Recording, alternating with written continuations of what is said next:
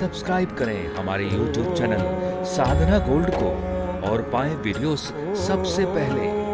Bell icon दबाना ना भूलें। एक बार नारद जी महाराज व्यास जी की गुफा में गए। व्यास गुफा बद्रीनाथ जी। नारद जी ने देखा कि व्यास जी बड़े उदास हैं।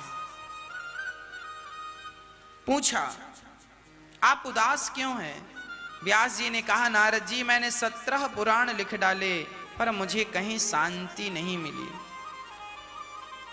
अच्छा, शांति चाहते हो तो नारद जी ने कहा भागवत जी की रचना कीजिए। भागवत में भगवान की भक्ति, भगवान का प्रेम प्रस्तुत कीजिए, प्रकट कीजिए। नारद जी ने कहा, हम कितना भी ज्ञान हासिल कर ले पर जब तक प्रभु के चरणों में प्रेम ना हो तब तक हम सभी का उद्धार नहीं हो सकता। ऐसे ग्रंथ की आपने अभी तक ऐसे ग्रंथ बनाए हैं जिनसे ज्ञान तो मिलता है पर भगवान के चरणों में भक्ति नहीं बढ़ती। अब ऐसा ग्रंथ बनाइए जिससे प्रभु चरणों में प्रीति हो, भक्ति बढ़े। 17 पुराण आप सुन लीजिएगा। उनको सुनने से ज्ञान तो मिल जाएगा पर भगवत प्रेम नहीं होगा। एक भागवत ऐसी है कि भागवत जब आप श्रवण करते हैं तो भगवान के चरणों में निरंतर प्रेम बढ़ता ही जाता है, बढ़ता ही जाता है।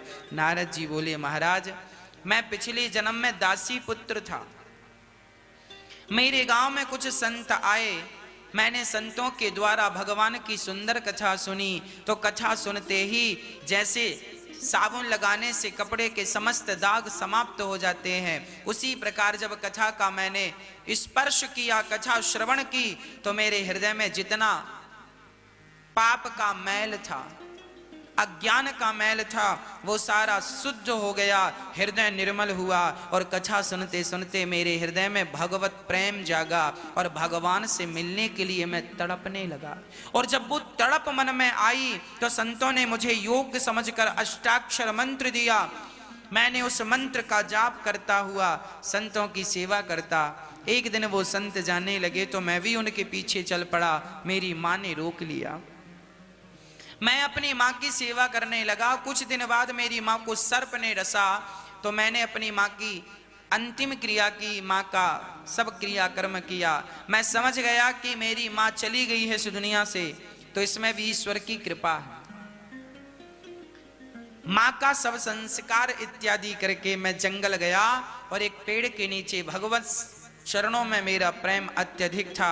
जो मंत्र गुरुजनों ने दिया मैं उस मंत्र का जाप करने लगा और जाप करते करते करते जब मेरा शरीर बूढ़ा हो गया तब आकाशवाणी हुई, वाह बालक, आपकी तपस्या से हम अत्यधिक प्रसन्न हैं। आपका ये शरीर छूटेगा, आपको दिव्य शरीर होगा और दिव्य शरीर से उस दिव्य परमात्मा की प्राप्ति होगी जिस परमात्मा के लिए तुम आंख बंद करके खड़े हो। देखो, जो व्यक्ति बहुत अधिक भक्त होता है भगवान का, उस भक्त को भगवान मिलते तो हैं पर इस शरीर से नहीं मिलते। ये शरीर छोड़कर ही जाना पड़ता है। फॉर एग्जाम्पल, जैसे कोई व्यक्ति कोरोना का मरीज है, हॉस्पिटल में भर्ती है, उससे मिलना होगा तो आपको पीवी किट पहन के जानी पड़ेगी। हाँ, आप ऐसे सामान्य शरीर से वहां नहीं जा सकते। कोरोना के मरीज से मिलने के लिए पूरा शरीर आपको ढक के जाना पड़ता है। एक किट होती है, उसको पहनना पड़ता, पॉलीथीन की होती है, पूरा शरीर ढकना पड़ता है, तब जाकर के आप कोरोना के मरीज से मिल सकते हैं। कहने का तात्पर्य यही है कि कोरोना के मरीज से मिलना हो तो आपका स्वरूप आपको बदलना पड़ता है, आपकी ड्रेसअप आपको बदलनी पड़ती है। उसी प्रकार जब परमात्मा से मिलना होगा तो ये पांच तत्विक भौतिक शरीर, ये जो सामान्य शरीर है, ये छोड़ करके उस दिव्य आत्मा से परमात्मा की प्राप्ति होती है। दिव्य परमात्मा को प्राप्त करना है तो आपकी दिव्य आत्मा ही परमात्मा को प्राप्त करती है और वही भगवत प्राप्ति होती है।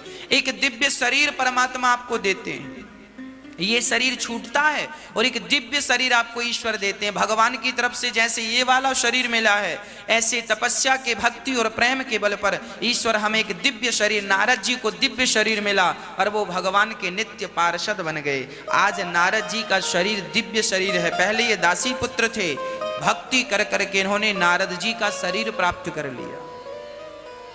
हम भी जब भगवान से प्रेम करेंगे, भगवान की भक्ति करेंगे, तो क्या होगा, हमारा भी शरीर दिव्य हो जाएगा। ये शरीर छूटकर भगवान दूसरा शरीर प्रदान करते हैं, उस शरीर के द्वारा हम आगे के सुख भोगते चले जाते हैं।